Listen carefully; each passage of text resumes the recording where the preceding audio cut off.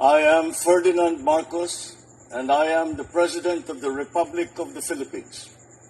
I stand today on behalf of 110 million Filipinos. Hello, Universe, it's me again. Shout out sa inyo mga kababayan. Hello sa mga Marcos loyalist, supporters, Filipino and OFW. Shout out sa inyo. Mayroon tayong upload videos, guys. Di ba kanina nasa Bulacan ng Pangulo? Naku po, talaga naman, no. Pinagkaguluhan naman talaga ang ating mahal na Pangulo, mga kababayan.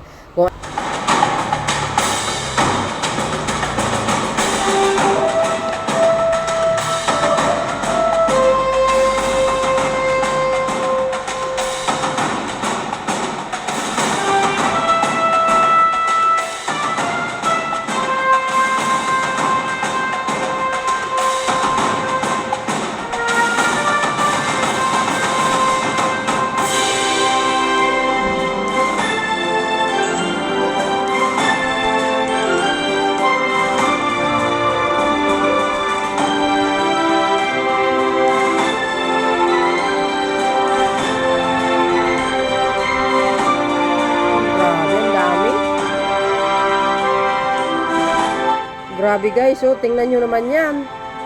Oh, M-Ghost. Nakakalula yung mga bigas, ang dami, my goodness. Ganon dapat ang leader. Nag-i-inspection. Pero yung mga leader ninyo, nandoon lang, nakaupo. Tingnan nyo yung mga residente guys, oh. May pasalubong ah. May pasalubong ang Pangulo guys, oh. Oh. Dami pasalubong ah.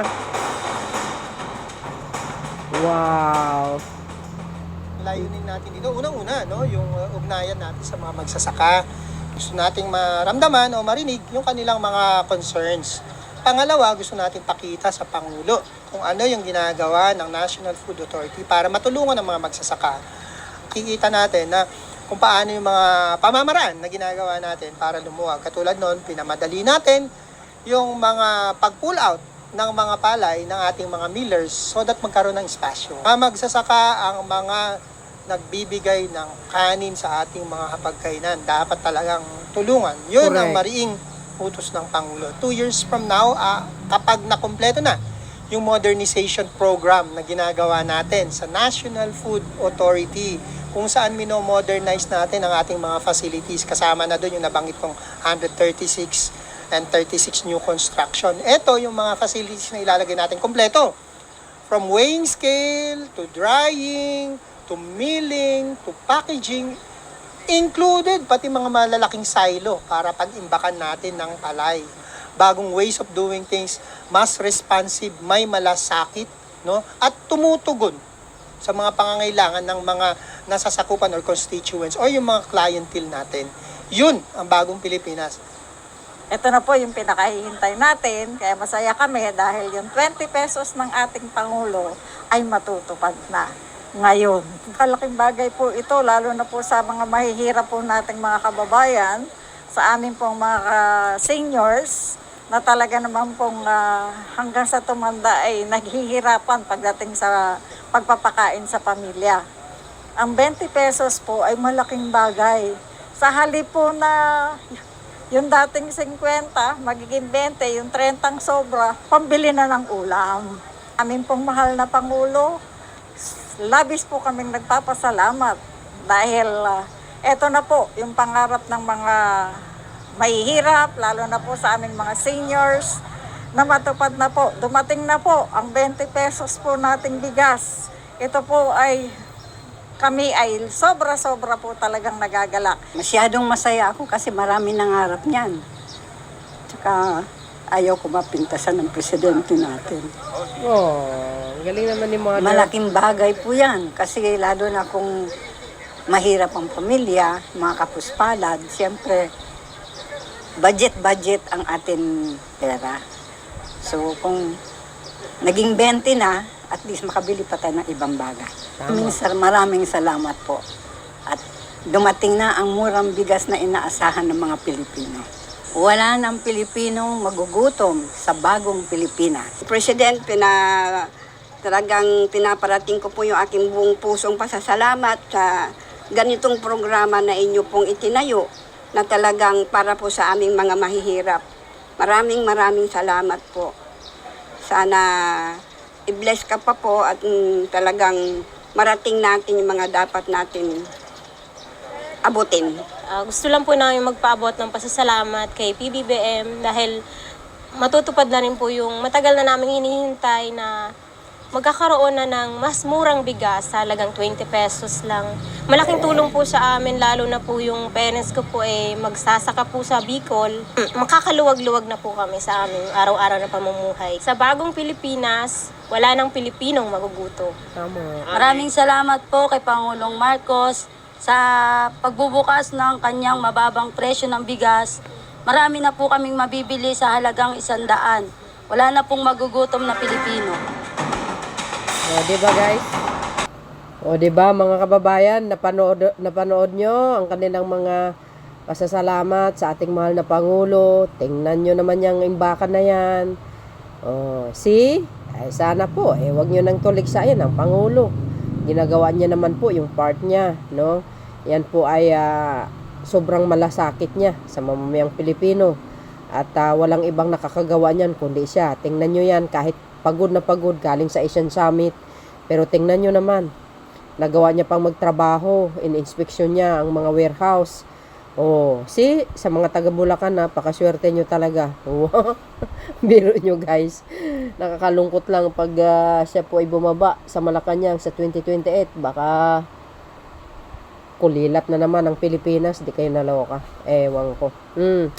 So, ano guys ang masasabi nyo? But siyempre, no, basahin ko lang po ito para malaman po ng lahat ang talaga namang ang Pangulo ay very devoted sa kanyang pangako, sa kanyang pangarap na talagang naabot na rin sa wakas. Thank you Lord. Ay pinagpala po tayo ng Panginoon sapagkat itong Pangulo na ito may pusong mamon sa mga kapwa Pilipino, lalo na sa mga mahihirap. Talaga namang sinusunod niya kung ano po ang hinanaing ng ating mga kababayan. So yun guys, abangan po natin ang mga magagandang programa ng ating mahal na Pangulo. See you again on my next upload video. Bye and babush. And God bless Philippines. Ito guys, basahin ko lang, okay? Maraming salamat po. Ito na.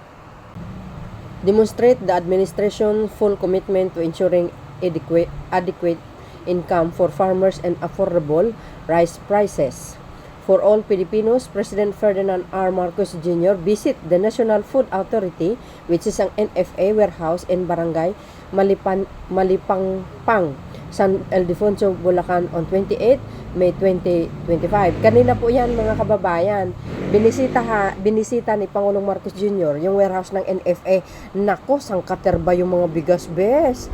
No, ang ayon po doon sa nabasa ko sa isang post ay sapat po ang supply ng bigas para dito sa 24 kilo ng programang napaka viral sapagkat ito guys ay pangarap pero natupad mga kababayan. Shout out sa mga taga Bulacan.